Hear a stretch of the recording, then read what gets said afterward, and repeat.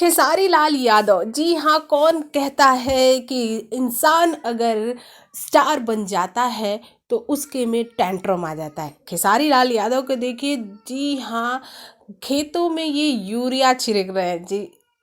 और ये जता देते हैं खेसारी लाल यादव कि वो कितने ज़मीन से जुड़े इंसान हैं। जी हाँ, खेसारी का ये वीडियो दिल जीत लेने वाला है उनके विरोधियों का भी। जी हाँ, जो उन्हें पसंद नहीं करते वो भी कहेंगे वाह खेसारी वाह। वैसे भी खेसारी का ये वीडियो बड़े ही दिल को राहत देने वाला है। जिस तरह से भोजपुरी इंडस्ट्री में घमासान चल रहा है, उस घमासान को शांत करने वाला है। खेसारी लाल यादव हमेशा अपने अच्छे और बड़े ही प्यारे गेस्चर के लिए जाने जाते हैं और ये उनमें से एक है।